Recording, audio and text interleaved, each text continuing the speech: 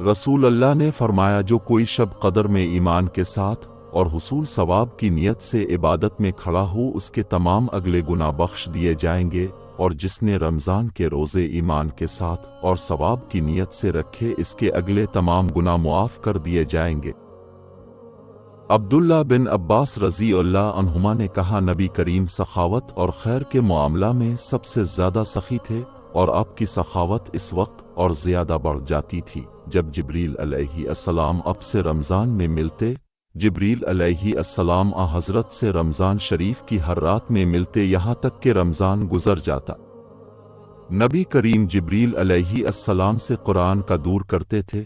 जब हज़रत जिब्रील अब से मिलने लगते तो अब चलती हुआ से भी ज़्यादा भलाई पहुँचाने में सखी हो जाया करते। रसूल करीम ने फरमाया, अगर कोई शख्स झूठ बोलना और दगाबाजी करना रोज़े रखकर भी न छोड़े तो अल्लाह ताला को उसकी कोई ज़रूरत नहीं कि वो अपना खाना पीना छोड़ दे।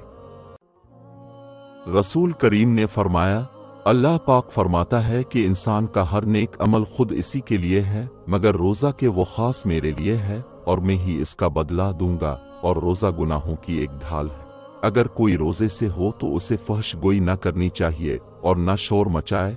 अगर कोई शख्स उसको गाली दे या लड़ना चाहे तो इसका जवाब सिर्फ ये हो कि मैं एक रोज़ादार आदमी हूँ, इस ज़ात की कसम जिसके हाथ में मोहम्मद की जान है। रोज़ादार के मुंह की बो अल्लाह ताला के नज़दीक मुश्क की खुशबू से भी ज़्यादा बेहतर है। रोज़ादार को दो खुशियाँ हासिल होंगी, एक तो जब वो इफ्तार करता है तो खुश होता है, और दूसरे जब वो अपने रब से मुलाकात करेगा तो अपने रोज़े का सवाब पाकर खुश होगा।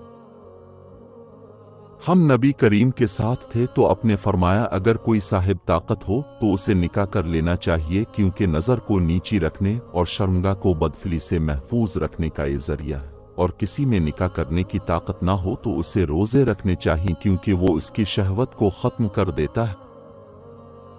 रसूल अल्लाह ने रमज़ान का जिक्र किया तो फरमाया कि जब तक चांद ना देखो रोज़ा शुरू ना करो, इसी तरह जब तक चांद ना देख लो रोज़ा मौकूफ़ ना करो, और अगर अब्र छा जाए तो 30 दिन पूरे कर लो।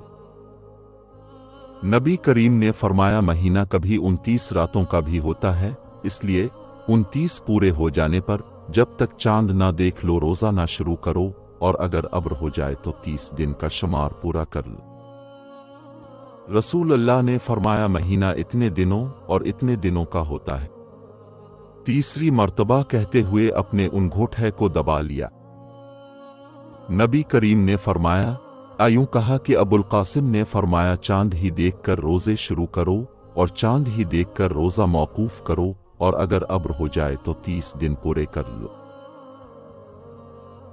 नबी करीम अपनी अज़वाज से एक महीना तक जुदा रहे, फिर 29 दिन पूरे हो गए तो सुबह के वक्त शाम के वक्त आप उनके पास तशरीफ़ ले गए। इस पर किसी ने कहा, आपने तो अहद किया था कि अब एक महीना तक उनके यहाँ तशरीफ़ नहीं ले जाएंगे, तो हज़रत ने फरमाया कि महीना 29 दिन का भी होता है।